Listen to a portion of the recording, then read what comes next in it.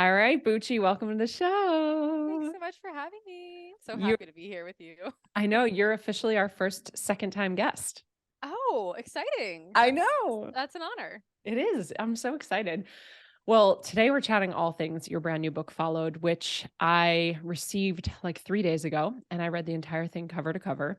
And I wanted to make sure that I could read it before I talk to you, but also I have been dying to get my hands on it. So when it Mhm. came, it was like I'm putting everything aside to read this book because I know how much of a labor of love it was. And I also know how long you've been working on it. And for me, I think my audience knows this because we've worked together and I've always shared about you. For me, I actually witnessed so much of what you were talking about in the book in real time. So I had Yeah. found you back in like 2013, 14 through bodybuilding.com Yeah. and went A through the whole literal like, decade. yeah, oh my God, whoa. I know.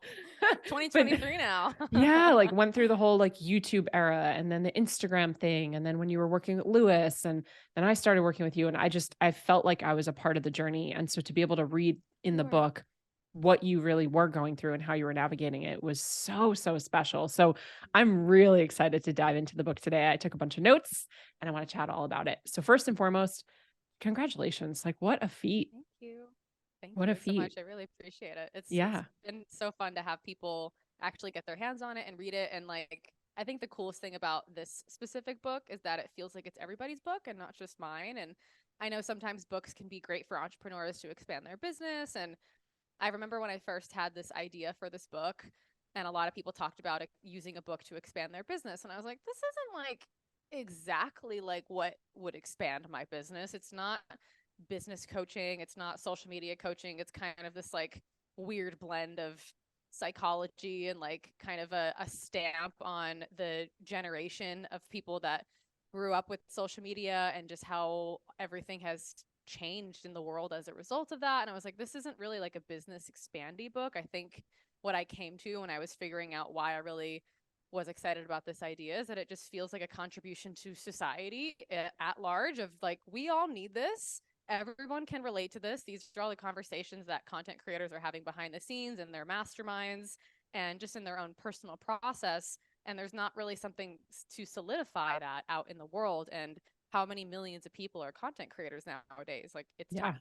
Yeah. 20 Well, years, it's time. it is. And you know, it's really interesting too. It's not just the content creator and the entrepreneur or the coach, which is the world that we're living in.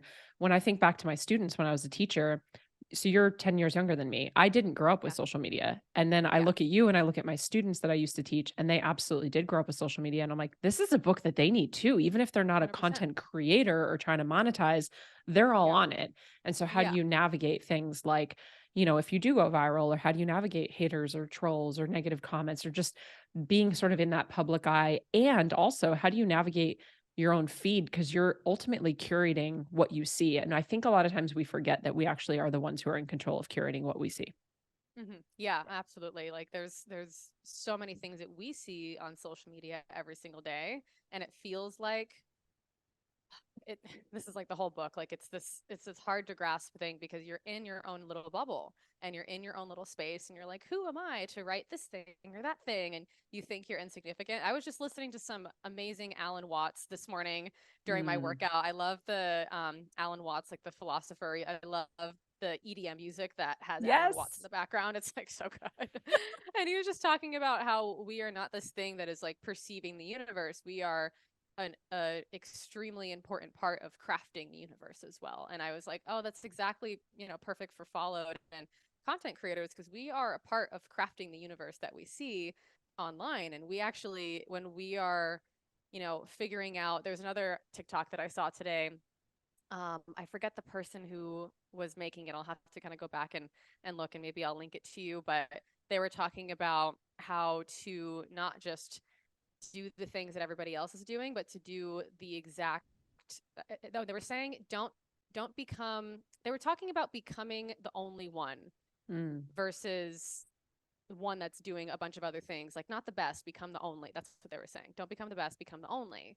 And I loved that because it really rings true with the idea that you personally can only be the person that is creating your reality and connecting to your gifts and figuring out what your perspective is and carving out your corner of the internet. And yes, there are many things that influence us and many people that are doing the same mission as us or whatever, but ultimately you are the only you, and that's what's needed in the world. And I think it's so cool to just kind of like witness the landscape of how many people have like started with one generalized thing, like both of us in fitness. And it's Right. like, that is such a general thing that's helpful. But the more that we've personally figured out who we are as people, we've figured out how we can best serve other people, and then, you know, find solutions through the form of business that can support people in the exact thing that we love doing, which is really all about becoming the only, Right. which I Which love. reminds me of, you did a whole chapter on niche, Yeah. niche, however you say it. And so it's interesting because there is this argument sometimes of, you know, I am the niche, you are the niche, right? You, the personal brand, you, the coach, you are the niche. And I'm multifaceted, I'm multidimensional, I have all these passions and purposes. And so I am the niche. And I read it, and I actually read that chapter twice because I've been sitting in a really interesting place lately where I personally have felt like I'm sort of the niche, but when I'm teaching my beginner level clients, I don't feel that's an appropriate way for me to teach them that, because Right. maybe they don't have a full understanding yet. And it's like sort of the concept of earning your right to go wide. And so Mm-hmm. Starbucks started with coffee, and then eventually it was, you know, cake pops, and now they sell sandwiches and all these other things. And Nike was shoes, and now they have clothing and dog accessories and whatever. And so Yeah. they've almost earned the right to become their own niche. And that's what I took from that chapter, because you were talking Yeah. about it through the lens of niche is you. So would you agree, disagree, or can you explain it any better? Yeah, I actually rewrote that chapter 3 times because it's a Really? I did. That was a one chapter that it was probably 2 weeks before the book was due in its final. And I was like, I have to rewrite this chapter. Not from start to finish, but there were just certain elements, you know, because it's obviously a complex conversation, and there there's important nuanced pieces of that conversation as entrepreneurs that we really do have to think about. And the thing that I've learned after adjusting my brand so many times is that at the end of the day, I could continue growing and continue niching down into, you know, that thing that I started with. And I could have very well become a very successful fitness influencer and had, you know, millions of dollars in my bank account by now if I just did that one thing. And I focused on that, and I doubled down on that, and I built momentum. And there are so many people that are going to do that, that are going to find one thing and keep going with it, or, you know, adjust slightly and keep going with it.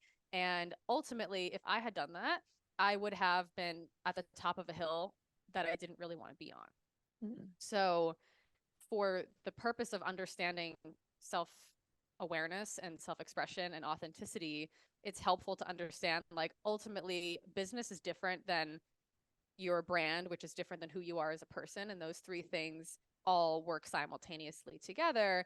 But if you're running a business, there does have to be this like process of connecting to other people and what their needs are and solving their problems. And on a personal level, you have to be the one to figure out, how do I want to bridge that gap between me and other people, and how does, you know, my personal evolution actually affect my brand, and how do I want it to affect my brand. I think I wrote in there as well, there was a part of the chapter where it's just like, you can get to an inflection point where you can choose that your brand is actually the thing that you've been working on building for a while, the thing that you started with, the thing that you are focusing on, and just keep going in that. And you don't have to bring all these other elements of your personal journey onto social media if you want your journey, if your authentic journey actually looks like, you know, I want to focus on serving these people. I have a really great product, and I have something that I've been building for many years, like you have. And it's like, I can keep refining the thing that I have already built because that feels authentic to me. So even if your authenticity is like continuing to stay along the path that you've been going on and deepening and mastering and expanding your business and your brand, and you've got a bunch of other personal stuff going on that you're like, oh, this doesn't really make sense to put in this version of my personality or my brand or my business that I have built up until this point, that's amazing too. That's authentic to you. That's Yeah. your personal decision and your personal choice. So it's really like, you know, the personal choice begins with you, but there's also separation between your business and your brand and yourself. And it's up to you to figure out how those three things work together. Do you think it's different for everybody? Because when you say sort of, I see two paths, there's like the stay super niche, be known for one thing, keep doing it over and over, which I feel I've done. Like there have been moments where I'm like, I'm bored of this, right? Like I'm still doing the same thing with the same program Right. versus you maybe evolving and what did you say? Expanding, right? Like evolving and expanding into the next thing and bringing your audience along. Do you think that one is easier than the other? One is harder than the other? Like, cause there's the element of, am I No. leaving money on the table? Are they both challenging? Uh, yeah, they're both challenging. I think the helpful thing about the book or even just having this conversation here on the podcast is knowing and hearing from people that have done different things and knowing that it's going to be hard either way. Yeah. Like we could have you and I have had many long conversations about what the choice is going to be, and there are pros and cons to both things. And the path that I have taken, which is to adjust my brand based on like my personal experience, I don't think I will do that forever. I think that I will land into something that I feel like I can pour myself into and I can keep expanding, and I will have a personal life over here and I will have a business over here or not. I have done I've done it a couple different ways, and I am still like a young entrepreneur. There's still so many things to learn throughout that journey. But what I've learned so far for myself is I feel really connected to like, it feels really important to me to continue to have a space to express myself in my personal journey through my brand. And it's almost like my business trails behind my brand, which trails behind my personal journey. And again, I don't know if it will be like that forever. And that's definitely created instability in some ways. Yeah. Starting a brand or a niche or a business over kind of from scratch takes a lot of work. Like it's effort. I'm struggling in different ways with that. Yeah. And it's not the choice that every person's going to make, but it will be the hard choice that some people have to make. Yeah. And then there's also a hard choice to stay and stick with the thing that you've been doing. That's incredibly hard when you feel interested in, switching it up, or there's something better on the other side, or Or you think there's they something better on the other side. think the grass is Yeah. greener on the other side, and that might not necessarily be the case because you've Yeah. created a lot of momentum, stability, brand recognition, testimonials. You have an incredible product. Like that's hard to let go of for a personal interest of maybe the grass is greener on the other Yeah. side. It's really humbling to hear you say that you're still in the beginning stages of entrepreneurship when you're 10 years in. So I feel like like I just got started. I'm like, okay, those you're a first 10 decade in. years were those were like nice. Those was a good experiment. I love it. Well, we Yes, jumped right in. And what I want to say is we we jumped did. into this particular chapter, which was about niche. What I want to be really clear about Yeah. with this book, because it's my favorite thing about this book, is that this is not a how to use social media book. This is not like do your content pillars, post 3 times a day, use 65 No, hashtags. you This can find is that on Instagram. You can find that on Instagram. This is like spiritual psychology meets like the psychology of sales and marketing and personal work and ego and identity. And oh, it's just so good. So just really, I want to make sure that like a clear point that the audience knows this is not a how to use Instagram by any stretch of the imagination. There's a quote that you say at the very beginning, and you wrote, choosing content creation means choosing to become more confident and comfortable with yourself and grounded in your authentic truth, because this environment will lead you to see that it's the only option. Did you stumble your way into content creation? Did you always want to be a content creator? I stumbled my way. I Yeah. was within the generation of young people who who at the time in 2013, 14, there was no people that were influencers, and you were like, "Oh, I want to be an influencer or I want to be a content creator," because obviously now in 2023 that's a norm across the board because everybody follows people on social media and everybody knows there are these types of influencers. There are fashion, there's makeup, there's comedy, there's self-help, there's business, there's whatever, literally whatever you could want. There's a content creator for it at this point. Yeah. And I'm excited to see how things keep specifying more and more over time. But at the time that I got started, it was post about what you like. What's happening in your life today? Like Yeah. that's where it came from. And at the time I was doing fitness. I was in my very early 20s. I was just like interested in finding community of other people that were doing fitness. And I was posting my workouts, I was posting my food, and it was very stumbling into the space versus actively deciding to join it. Yeah. Do you think it's too late now for people that want to actively join? No, of course not. Yeah. Imagine like just it's never going to be too late. It's definitely a different landscape. It's a different environment. I think that one of the more difficult things about social media is that it can really often feel difficult to be seen, to be figuring it out, Yeah. and to be feeling like you're watched when you are still figuring out, like, how do I do graphics? How do I make good reels that have high quality video? Like, there's the level of production that we have to do as content creators is so much higher than it ever was. So the Yeah. barrier, I think, feels a little bit, the wall probably feels a lot higher than it ever has been because of the production quality people are used to, and even the process of figuring out how to say what you want to say Hmm. takes time to develop those skills, and just even writing out your thoughts and forming them into like a cohesive video or a cohesive carousel or anything like that takes time and effort. So I do believe that the barriers and or the time, the energy, the financial barriers are probably higher than they ever were in terms of like actually obtaining an audience. But there's also much more access to information than there ever has before. There's so many more people creating a lot more free content online with a lot more information than ever before. I think the landscape is changing a lot because of the access of information that we have at this point, and how many people are just assuming that they can find anything anywhere. Like, you can find anything on YouTube, YouTube University, TikTok University, Yep. Instagram University. Like, it's just kind of constant. So I think that the people that are choosing to be content creators now, and those that are going to continue to develop their brand and continue to grow their brands, are people that mostly really want to do it, Yeah. mostly are really interested in all of the work that it takes to keep it up. How important do you feel like content creation is when you're looking at something like entrepreneurship? Like, what if there was a pie chart and we were breaking down, right? Because the thing is, we both deal with a lot of coaches. And so they come in because they love what they do. I'm a trainer, I'm a nutritionist, I help people train their dogs, and they want to keep doing that. And then they step into, certainly in my world, and it's like, well, you also have legal and financial, and there's marketing, and there's customer support, Mm-hmm. and all these different departments.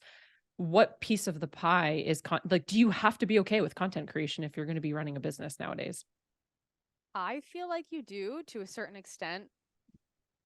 If you're like the way that people interact with content nowadays is like, if you're in front of people regularly and you can at least get yourself or your team to create content that is like precise to your ideal client and speaking directly to your ideal client and getting in front of your ideal client, it's like the amount of content people consume every single day. I think that people have so many things that they want to buy, and so many coaches that they want to hire nowadays, and so many service providers that they want to hire. But also, when you're running a business, you do have to manage your time and not just pour all of it into content and, leave things like product and delivery and finance and legal on the back burner, because that's also going to cause different problems as well. It's going to be so personal to the type of business you have. If you're an influencer, or if you're like primarily a content creator, you have to learn, like, content creation is going to be your core focus, because that's going to actually be the way that you generate revenue, whether you're doing user generated content for brands, or you're doing affiliate or commission based content for brands and sponsorships, or you're doing, a service based business and you're like mainly a content creator and you maybe have a podcast and you're getting paid in different ways, whether it's your own products or from brands. The content is the thing that so many customers assume they're going to interact with nowadays. Yeah. And that's going to be the bridge between them getting to know you and understanding what the solutions that you have to provide are, and then actually making their way all the way to a potential decision. I think it's extremely important. I think it's really difficult nowadays to skimp out on it, especially because there's so many high quality content creators and businesses that are like really investing in content creation nowadays. Even just talking about it, I can feel even myself getting overwhelmed. Like, I know it's overwhelming. Yeah. Even as someone that's obsessed, I love content creation. I've always loved it. It can be really overwhelming. So Yeah. for, everyone, it's going to be personal for everybody, but finding a way to manage that, like, that's going to be a big chunk of it. And, there's many people that are excited to support and have businesses for supporting, and there's many ways that you can get support. But I think, building your creative skills and connecting to like what you actually want to say and the content you want to put out there to support your business, but also like what's the stuff that's like actually leaving an impact on people that they can interact with for free, I think is extremely important. Yeah. One of the things that I was so drawn to about you years ago when we were working together was this uh, kind of angle that you took. It wasn't just strategic business coaching, it was uh, regulation, right? Nervous system regulation. It was awareness. It was understanding how you relate to the issue could be the issue and what you're in control of. And we would be on coaching calls and you would have me like stand up from my computer and lay down on the floor and you'd walk me through different like meditation, cord cutting exercises, right? Just all this different stuff to understand sort of the approach that I'm taking to the challenge that's there, to the business. When it comes to content creation, there's so many people who have resistance at first, especially when they don't really know it. Because when we don't really know it and it feels new, it feels hard and we don't understand it. And to your point, it's overwhelming. So I believe that if we have that sort of story and that narrative of, I hate it, it's hard, I don't want to do it, but I do it because it's part of my business, that's always going to be the way that we're feeling about it, right? And it's always going to feel hard and Right. heavy. And we can sort of release that, or at least have that awareness where we're approaching it differently and see it as a tool, which it is. And it's just a piece of marketing inside of one department of the business. We could approach it differently. Right. Is there anything specific? Because in the book, you have lots of prompts, like journal prompts and questions to ask yourself. Is there anything that you could think of off the top of your head that someone who's listening could maybe activate or think about if they still have somewhat of a resistance? Because you said before, I've always loved content creation. So it's like that Yeah. immediate, like, oh, must be nice for you, Amanda, and it's like, well, what about me? I hate Yes. it. Yeah. Yeah. Prompts for that: find what you are actually good at and the things that you're strong at, and use that as your approach to content creation. So you don't have to love content to figure out a way to do it in a way that actually works for you. If you love coaching and you love coaching with people, ask your clients if you can film or record a session with them, and you utilize some of that for content. Or maybe you love podcasting and it doesn't feel like content because you're having a conversation. Transcribe some of that. Like, there are approaches you can take to make your content creation process easier that doesn't require you maybe to sit down in front of Canva and do graphics. There's also a lot in the book about just uncovering your personal process as a content creator that allows you to really activate your content creator voice, even if it's not just your speaking voice, but it could be like your meme voice. Maybe you're a meme person and you're really good at making memes and you've never knew that about yourself until you started playing around with like the different comedy styles and the different, pop culture references. Maybe that's you, or maybe Q&As are you. My husband John is like very well known for his Q&As, and Yes. I don't think he's posted anything on his feed in a year. He didn't even post anything from our wedding, but he loves his Q&As, and it's like that's what works for him. And Yeah. people know him for those, and he doesn't even reshare them in his highlights. It's just like people come for the Q&As, and like that's what's working right now. So there's so many different formats that you can use on social media, and there are always ways that you can play to your strengths and just take the pressure off yourself to make it look the way that you think it has to look, and find a way to make it look the way that actually feels like good for you, and that there's a way that you can keep up with doing it Yeah. that is actually sustainable. Mm. Keeping up with the influencers. Oh yes. I was gonna mention that one maybe. I love it. Keeping up with the influencers. Yeah. What does that mean to you?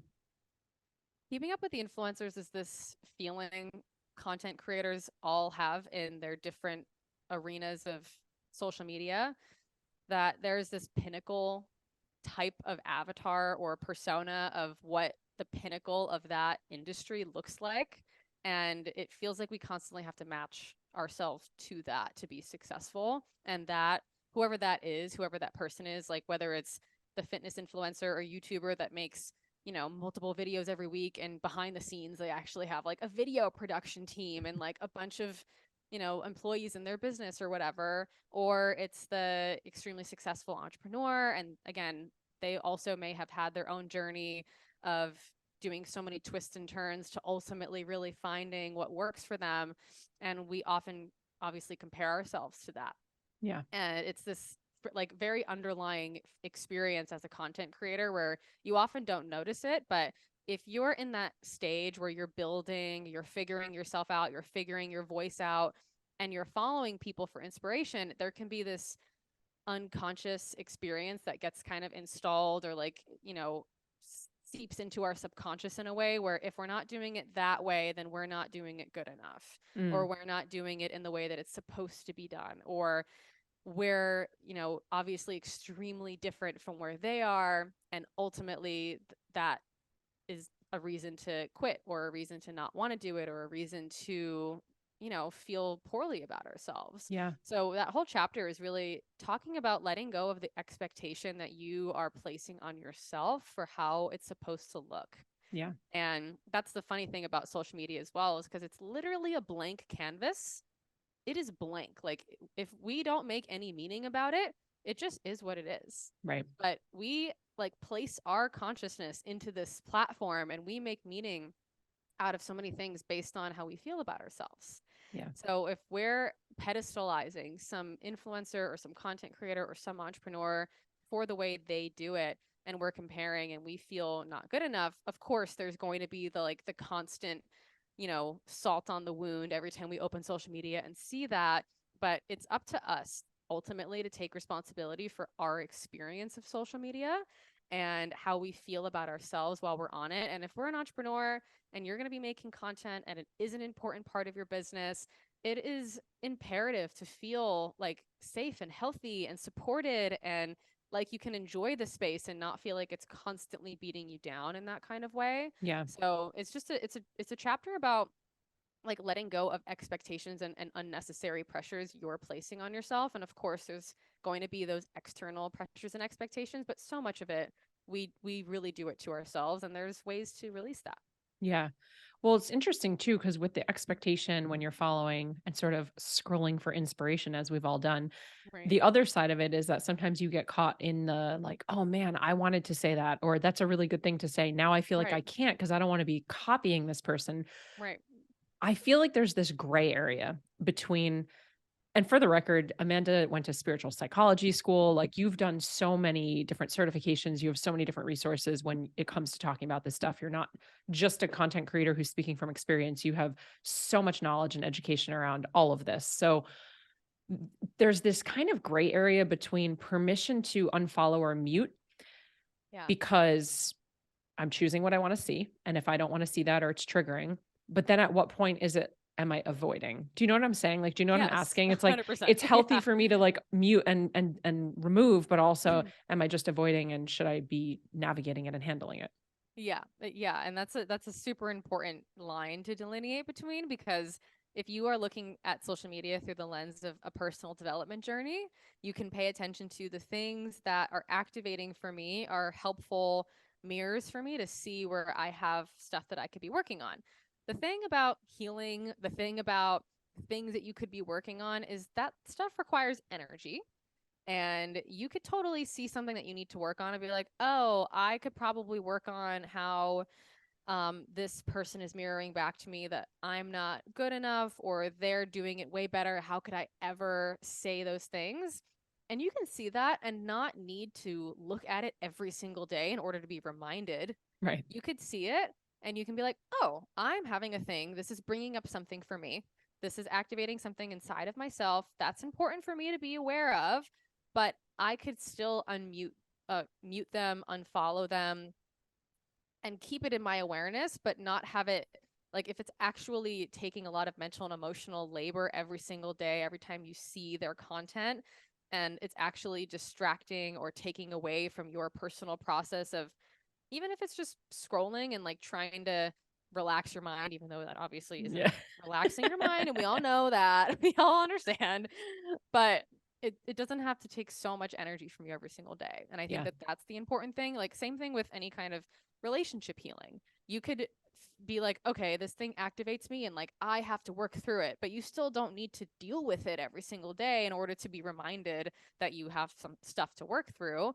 It's like, pick your battles, pick the things that are going to be the most important to you, and also give yourself actual like safe, healthy environments to work on your stuff.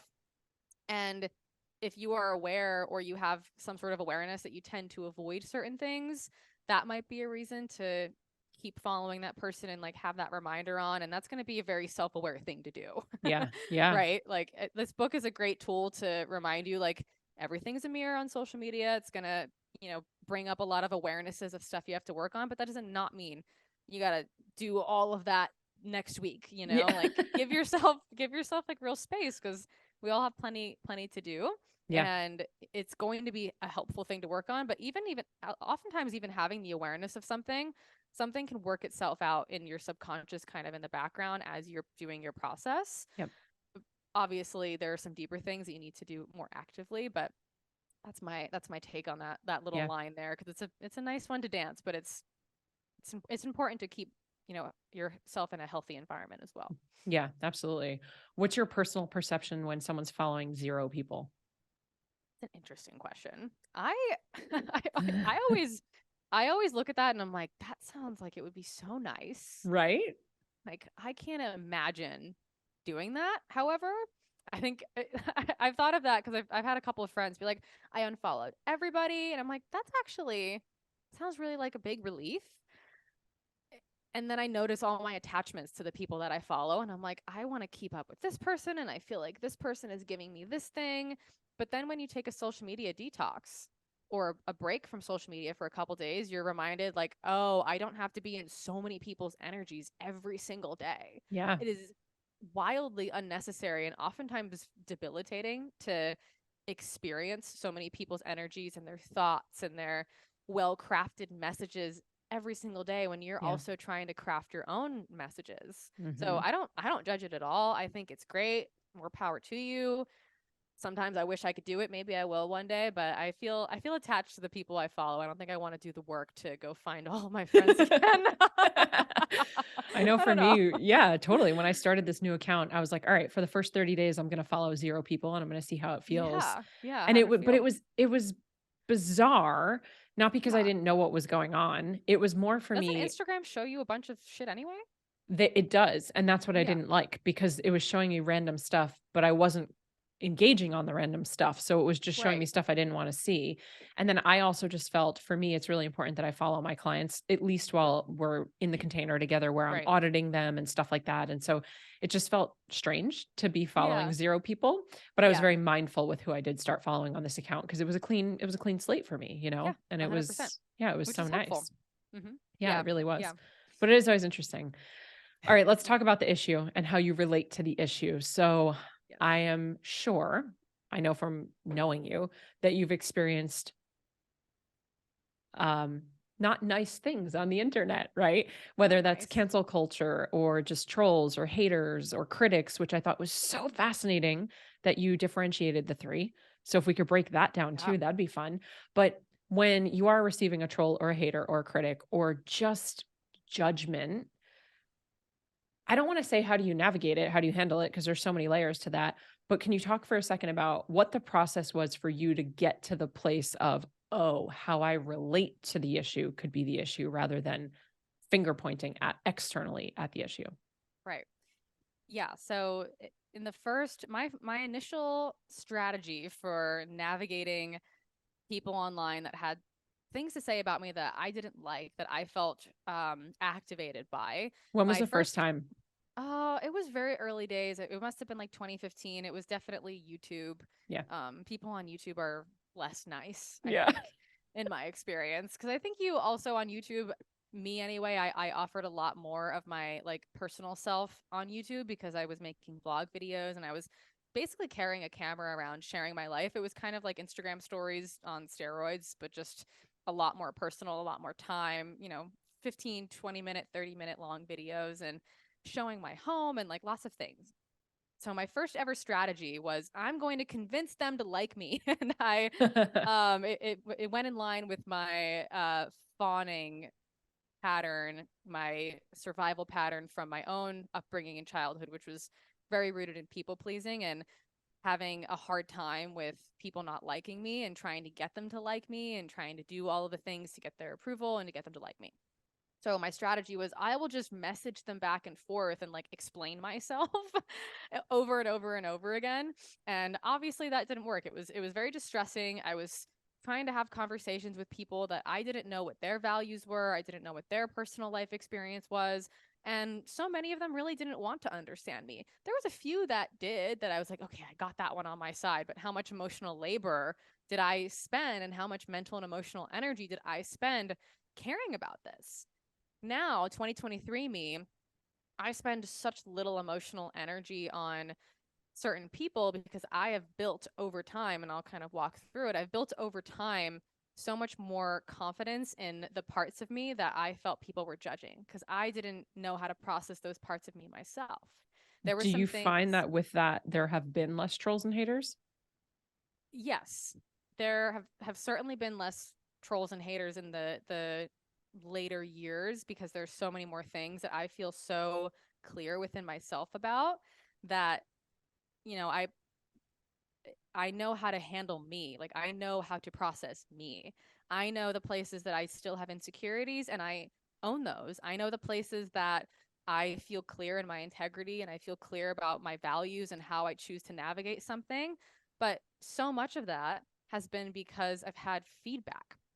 I've had people say, this doesn't seem in integrity, or this seems wrong, or so much of it has been about money and how much I charge for masterminds or whatever, and marketing. And like, there's obviously so many conversations about the coaching industry and how unregulated it is. And there's obviously a lot of like predatory marketing, and there's so many important conversations having. And I even talk about that in that chapter, and like Yep. the cancel culture kind of online conflicts chapter, that it is important for people to offer feedback, because we're having these cultural conversations about how people are navigating things, that we do need to call people forward into doing better. And like, that's how we do that. But the trolls, critics, and haters distinction is really important, because you can pay attention to, like, who is this person I'm communicating with, and how much do I want to value their opinion? And how much that you value their opinion also shows and kind of represents and mirrors back to you how much about yourself you own within that particular area. So if you're not owning something, or if you have an insecurity about something, it's going to feel bigger when someone reflects that thing back to you. Or if you don't have different perspectives. So like, maybe the first ever time I got a troll that said something about, me being a scam artist, was my first year in that mastermind. It was my first year learning about marketing. I learned some like skeezy marketing things that I think, because I'm a genuine person, came across mostly well to people. But some people were like, that's weird, like that's a skeezy marketing communication tool or whatever. And Right. like, I feel the weird energy on that, but Amanda seems like a genuine person from what I can tell, so like, that feels incongruent to me. And I didn't have the awareness within my own education, my own perspective, and even my own like confidence, because I was still learning, I was still new, to communicate back and be like, nope, this is where you're wrong. This is where you're projecting. This is where you're this. So like, I didn't know how to process it, because I still had a lack of confidence, a lack of security within myself. So when you're communicating with someone online, a troll is really like one of those ridiculous humans where you're just like, this is, I can't believe you exist. Like, how do you even, what's going on in your head? Like, Yeah. I think I wrote that they're an agent of chaos. Yeah. Yeah. And you can very easily pinpoint those people. They're the ones that are like, dumb bitch. And you're like, okay, you are dismissed. Please leave. Thank you. And then there's going to be the haters, which are probably going to be the ones that are the most emotionally activating, because they typically, from my perspective, typically, we have this relationship to people online where we show a version of ourselves, and we also represent certain characters and archetypes for other people. And we become these like avatars for learning for other people through the qualities that we share and through the things that we're teaching and sharing. And because they don't have a personal relationship to us, they don't know our hearts, our souls, our values as much. Like, we can share so much of ourselves, and people will still misunderstand our true values. The people that are closest to us, our closest inner circle, can also never truly know us. We can only know ourselves. So these people often will, project their personal experience of what we represent to them through their own personal lens. Yeah. And, there's not that like intimate relationship where we can have a conversation about like, oh, what is the dynamic between the two of us? Like what parts of me are bringing up and what parts of you? That's not available with someone online that just follows you. Yeah. It's just going to happen, and you're just going to get these dynamics and these conversations where you're like, whoa, I'm so misunderstood, and you have no intention of understanding me, and we're not like building a relationship, but there's clearly something that is a challenge between the two of us. So the I feel like important thing, yeah, go ahead. no, I feel like society tells us, especially at a young age, we're often told this narrative of that's coming from a place of jealous. Oh, they're just jealous, right? They're just jealous. So they Right, hate on you, or they like you when we're kids, right? The little boy or the right. little girl poking you. Oh, they like you. They have a crush on you. Do you feel like it's a similar thing? Is that maybe underlying in this? Because even when you say hater, I can't help but think of jealousy and envy. Yeah. Yeah. I think that there are absolutely some instances where it's underlying jealousy, underlying envy. Envy can come from a place of I haven't owned this part within myself, so you owning it can be really activating. But we have no right to tell people what is actually happening emotionally for them. Right. We have no right to be like, you're just jealous. Like that is a immature way to help ourselves feel better. But something that I like to do is remember, them reflecting something back to me. Like, let me check in. Number one, let me check in to see if any of that's actually true. Am I actually causing harm? Am I actually behaving in a way that I could be better? Even if they're like communicating it in a shitty way to me, can I just check in with myself and see like, is there anything I can take accountability for? For example, I used a phrase on stories a couple weeks ago that I didn't know was a phrase that was used for. I talked about code switching. I was talking about like switching from my energy of writing my book to being on podcasts, and it was like two different energies. And someone was like, "Oh, don't use that. Like that's specifically for minorities who speak multiple languages or who have certain cultural kind of attributes, and then they try on or put on more of like a white presenting, whether it's like speaking English or like white presenting kind of way of communicating in their body language to fit in and to like minimize harm to themselves. And I was like, Oh, oh, there were two people that messaged me. One of them was very kind and the other one was pretty rude. yeah. And I looked at both of them and I was like, either way, this rude person, maybe they have a right to be angry, or like they don't know how to communicate this in a way that's respectful or whatever. Either way, not my business. I can pull from this what is helpful and useful, and like I don't need to process their rudeness with them. Like Right. that's fine. Like you can be over there and be rude, and like I will just take from it what is actually important, and I will go back on my stories and apologize and take accountability, and then we moved on. Yeah. So it can be there can be some information that people share that can be helpful for you, but you don't have to process it with them. You're not in a relationship with people where they are entitled to your vulnerability, to your personal process, but there is a way that you can do that as a content creator that can be, cause for a greater conversation or a teaching moment. But putting yourself in the position or even being in the position as a content creator where you're using your personal life and your personal self and your personal process as a teaching moment for thousands of people is a lot of responsibility. Yeah. It's really big, and it takes a lot of effort to do that, and a lot of courage and a lot of vulnerability. And I think that we could all be navigating that with a lot more compassion and a lot more tact and a lot more consideration. And that chapter really outlines even like a lot of practical steps for how to go about doing it. Yeah, absolutely. Don't leave us hanging with the critic though. Oh, the critic. The critic the critic is someone that has feedback for you that isn't going to necessarily communicate it in a mean way, but they're like someone that you can debate with. They're someone that might have been following you for a while, or someone that's just like, hey, you're like, this example that you're using isn't really the best example. I don't think a lot of people will relate to that, or I think it's going to come across as offensive to certain people. Like, I just wanted to let you know. So there's someone that is probably going to be easier to receive feedback from.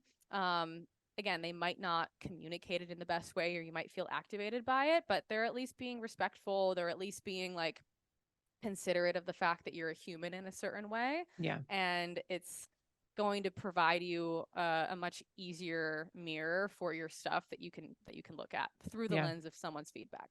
Yeah.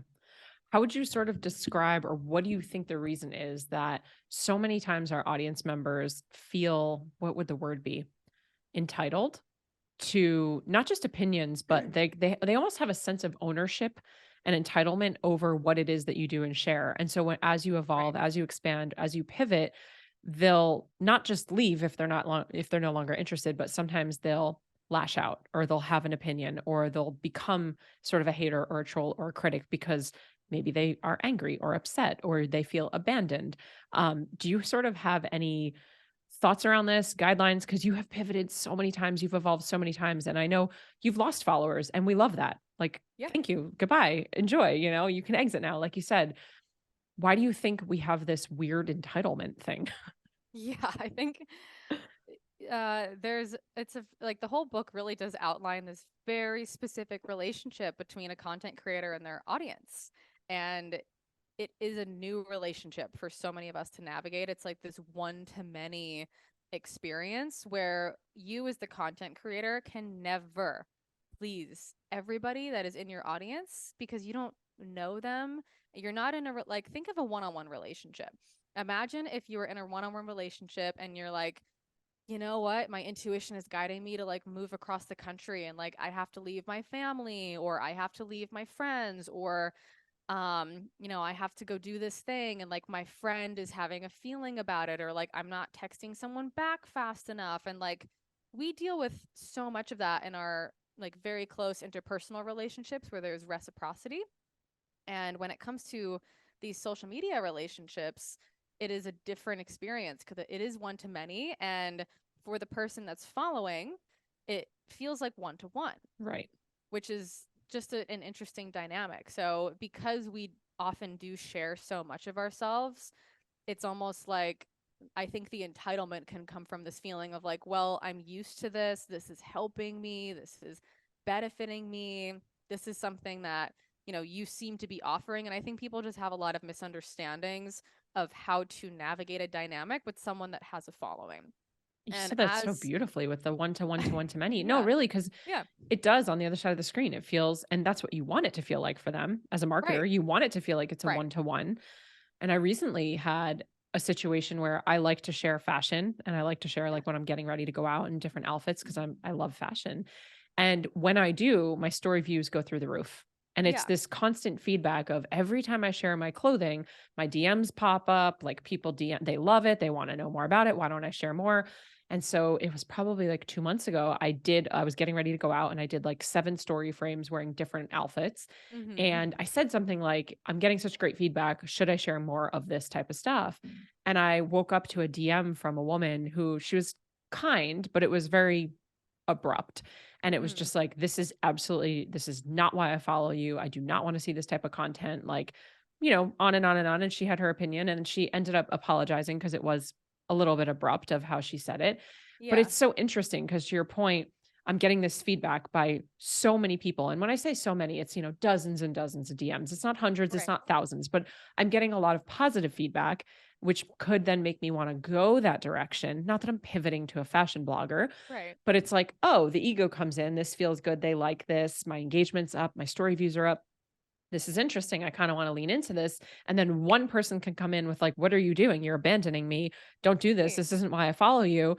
yeah, And I cocooned immediately and was like, oh my God, did I mess right, up? Like, this is awful. Do other people feel the same way that she feels? totally, But just a minute ago, I was so excited about this kind of right, new thing that I can share, this new aspect of me that I can share. And so this is where it's so important for us to be able to do the work and have the awareness to say, like, hold on, let me take a breath. All of it's neutral feedback. yep, All of it's neutral. all of At the it, end of the day, like, it's gonna be my yeah, decision, and it is just such an interesting place to be, and in a yeah. place of constant content creation. As I you think open those yourself up more, it comes in more. Yeah. I love that you brought that there was like someone that responded back and then they circled back and apologized. I love actually, I've had probably a few every year conversations with someone where there's a disagreement or there's like a negative piece of feedback where I actually have a conversation with them in my DMs and we find a place of understanding where we're like, this is why I said this. This is why I did this. Let me Yeah. explain. And they're like, "Oh." And then I'm like, "Oh, I can see you. I can actually understand." Yeah. Because otherwise it's just two people and there's like you existing is hard for me. And we're like, what? I don't understand that. It's so confusing because you don't know that person, and they Yeah. think they know you, or there's a again, you represent some archetype or some avatar or some benefit that they're receiving. And if you change that, whatever their relationship is to that becoming more unstable for them, or some sort of source of like fear for them, there can be so many emotional reactions to someone changing, to someone Yeah. growing, to someone shifting, when we're getting something out of the way that they currently are. And I think that that is a huge piece of things. And we I talk about in the book, like, we have this like accessibility thing where for the Yes. first time ever, it feels like we're always online and we're always accessible, and someone can message us and they're like, why didn't you message me back? I see that you posted. And it's like, you gotta come up with your own personal process for how you let go of things that aren't a priority. Like, I think about posting more clothes all the time as well. I'm like, people are gonna want links, and I'm like, do I want to post links? Not really. Like, it's just it's just it's like, I don't want to offer this thing and then not be answering all the questions Right. about where I got the thing, or whatever. And like, it's just so interesting that we live in this society. And I think, again, ultimately at the end of the day, every content creator has to come up with their own personal boundaries and personal agreements for how they navigate this space and how they interact with people. Yeah. And everyone has their own bandwidth and their own process and their own agreements with themselves. Some people in their profile are like, no DMs, and some people are like, Yeah. please DM me, and some people are like, never email me, but you can text me, and some people are like, only WhatsApp, or whatever it is. So you got to teach people how you want them to treat you and communicate with you. Yeah, it's so funny. And I've been sitting in a space recently where I'm like, oh man, I really want to set up some like Amazon affiliate, like really go Yeah. all in. Certainly on Yes. TikTok. I'm like, I want to go all in Yeah. on like fashion on TikTok. It'd be fun. Yes, it'd be so fun. And the team's like, really? Okay. You're Why? And I'm like, like, because it's it's fun. fun. It's fun. And I want to have that Yeah. fun, you know? You should do it. I know. Thank you. I would What was buy your stuff from you. okay, cool. I don't even care if anyone buys stuff. It's just Right. like Totally. for Just, me, especially being on another platform, because we're on so many, I'm like, I don't really want yeah. to say the same thing or Right. just repurpose content on this on a different platform, but I'm still saying the same thing. Like I almost want to have a different persona on a different platform, Yeah. you I know? I think that's genius too. My friend, Emily Duncan, Yeah. she's in an experience in her business where she has, this amazing business that she's running, but she also is like so spiritually intelligent and like incredible, and knows so much about astrology. So her whole TikTok is like spiritual wisdom, and So her fun. Instagram is more holistic in everything, and her TikTok is more of like the one thing, which I think is great. That's so fun. I'm going to do it. I'm going to do it. You heard it here, folks. I So if you want fashion, come to TikTok. I just have to love learn that. how to use it. Which would you say was your favorite chapter? Such a great question. If someone Favorite was only going to chapter. read one, which one should they read? Oh goodness. Oh, if someone was gonna read one chapter, the middle of the book, so it's broken up into three different sections, and the middle of the book is like the dark sections. Yeah. Like, this is the hard stuff. Like, this is how your trauma relates to social media, and this is, the stuff about conflict and cancel culture. And the later half of the book is more business, niche, personal brand. I really like the 9 stages of personal branding chapter. Yes. I think that one's really relatable to everybody, and it's really practical, and it's modeled after this psychological development model called spiral dynamics.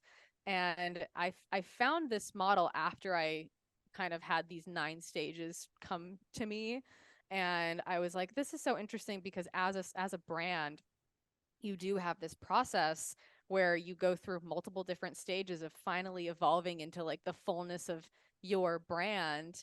And then and like the psychological development model basically kind of walks through, like, this is how your sense of self develops, and this is how you mature emotionally as a person.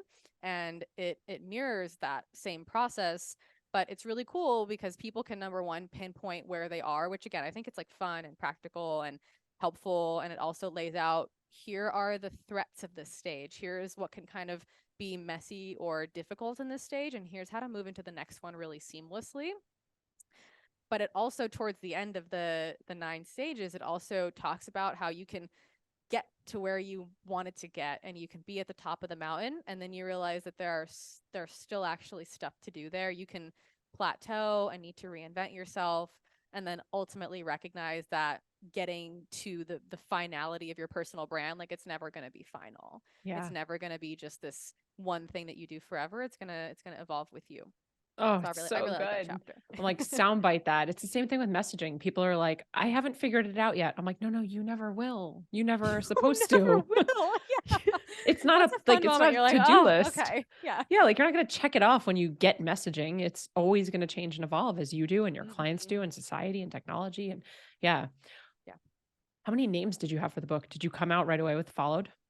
Nope. I didn't have followed until it was almost done being written. I had it was originally called, and I knew this was never going to be the name, but I had to like give it a name because that's how publishing works. Yeah. It was called The Content Creator's Paradox. Hmm. And I was like, this is fine. It's definitely not going to be the name.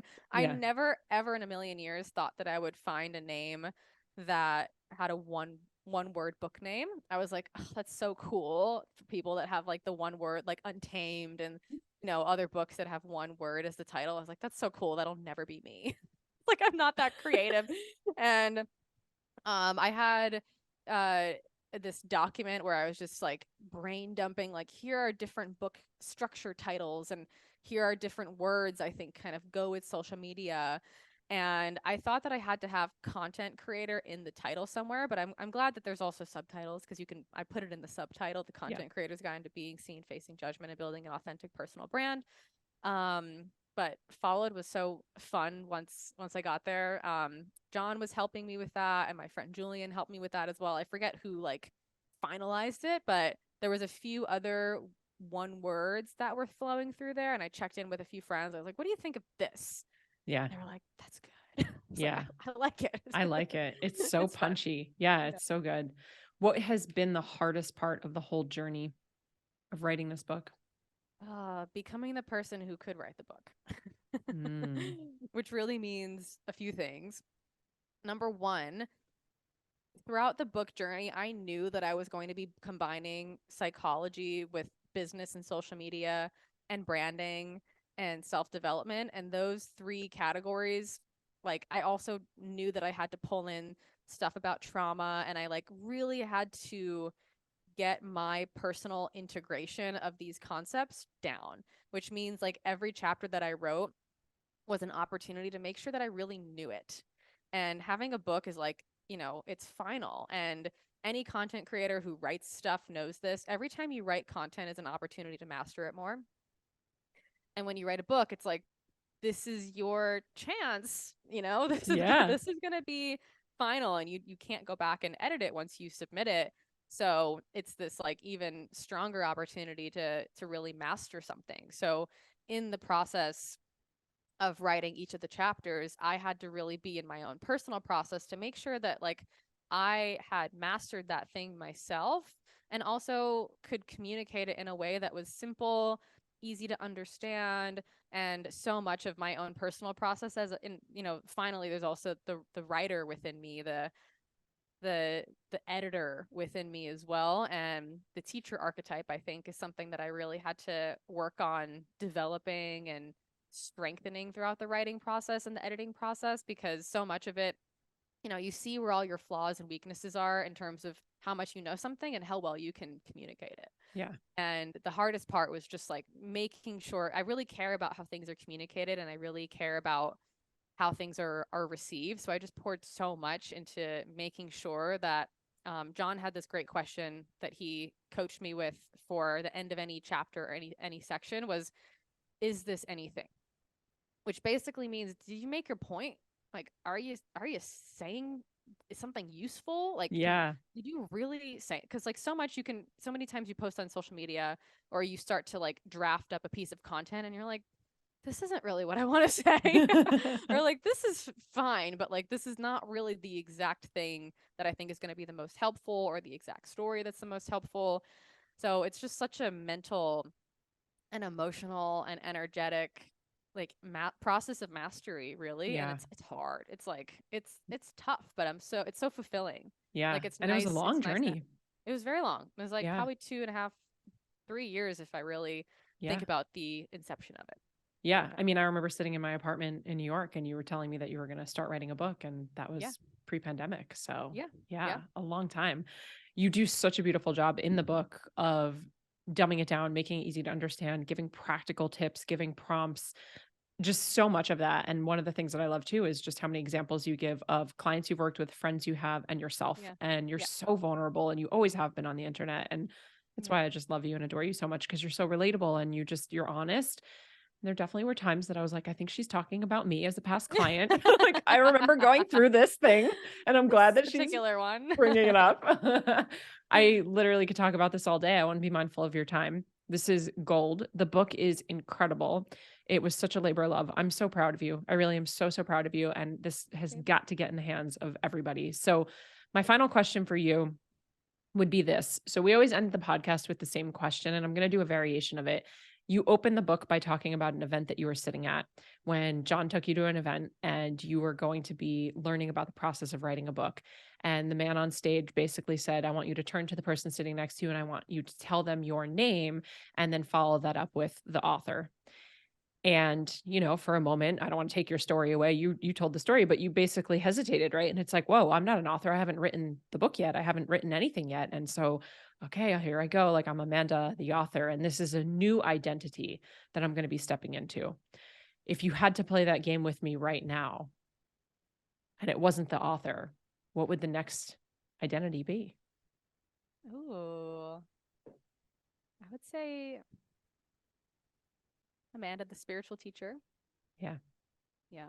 That one's one that I've been trying on for a while and hesitating to like fully own, because it's one of those that I want to be really in integrity with what I mean when I say that. Yeah.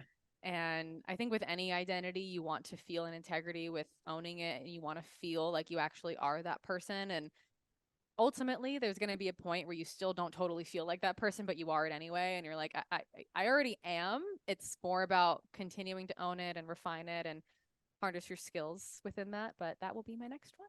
Well, for what it's worth, that's how I see you already. So, Thanks. Thanks, all right, babe. where can people find the book? How can they get their hands on it? Tell us everything. Yes. So you can go to Amazon or Barnes and Noble or any of your bookstores. Everything is made easiest on amandabucci.com/followed.